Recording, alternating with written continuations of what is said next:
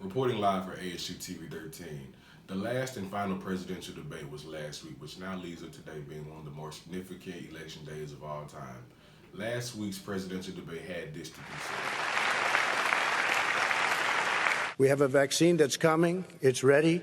It's going to be announced within weeks, and it's going to be delivered. We have Operation Warp Speed, which is the military is going to distribute the vaccine.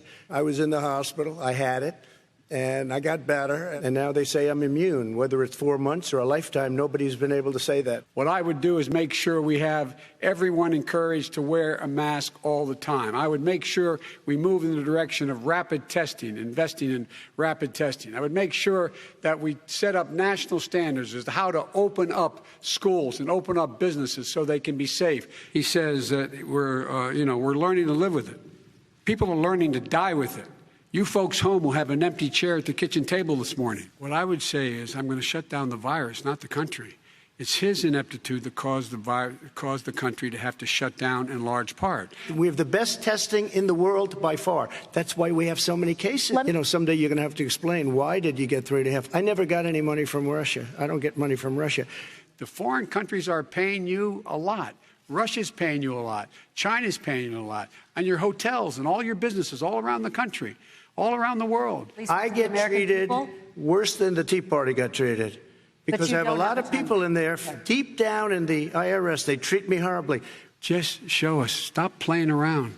You've been saying for 4 years you're going to reduce your taxes. His buddy, Rudy Giuliani. In the final presidential debate between Donald Trump and former Vice President Joe Biden, former Vice President Joe Biden had this to say about health care. And I think health care is not a privilege, it's a right. Everyone should have the right to have affordable health care. These 500-plus kids came with parents. They separated them at the border to make it a disincentive to come to begin with. And this is the first president in the history of the United States of America that's anybody seeking asylum. Midway through the presidential debate, President Donald Trump gave his justification as to why people were put into cages and caught by ICE and various other Border Patrol entities in the United States. We have to send ICE out and Border Patrol out to find them. We would say, come back in 2 years, 3 years, we're going to give you a court case. Yeah. They never come back. Only the really, I hate to say this, but those with the lowest IQ. The fact of the matter is, there is institutional racism in America. The main point of interest in 2020 is the uproar of civil unrest and systematic racism. Each candidate had 2 minutes to address their stand on how they felt about racism in America. But a black parent, no matter how wealthy or how poor they are, has to teach their child when you're walking down the street, don't have a hoodie on when you go across the street.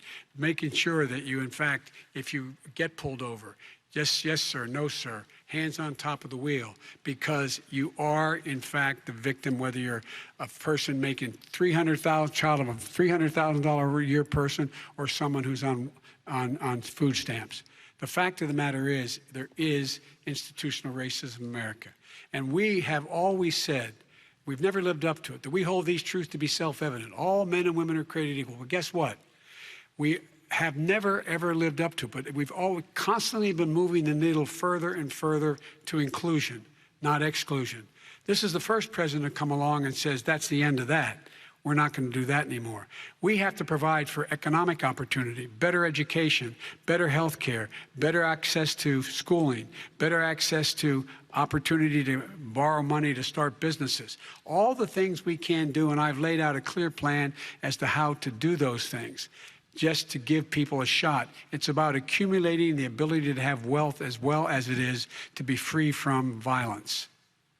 President Trump, same question to you, and let me remind you of the question. I would like you to speak directly to these families. Do you understand why these parents fear for their children? Yes, I do. And again, he's been in government 47 years. He never did a thing except in 1994 when he did such harm to the black community. And they were called, and he called them super predators. And he said that. He said it, super predators. And they have never lived that down. 1994, your crime bill, the super predators. Nobody has done more for the black community than Donald Trump. And if you look, with the exception of Abraham Lincoln, possible exception, but the exception of Abraham Lincoln, nobody has done what I've done. Criminal justice reform, Obama and Joe didn't do it. I don't even think they tried because they had no chance at doing it. They might have wanted to do it, but if you had to see the arms I had to twist to get that done, it was not a pretty picture, and everybody knows it, including some very liberal people that cried in my office. They cried in the Oval Office. 2 weeks later, they're out saying, gee, we have to defeat him. Criminal justice reform, prison reform, opportunity zones with Tim Scott, a great senator from South Carolina. He came in with this incredible idea for opportunity zones. It's one of the most successful programs. People don't talk about it.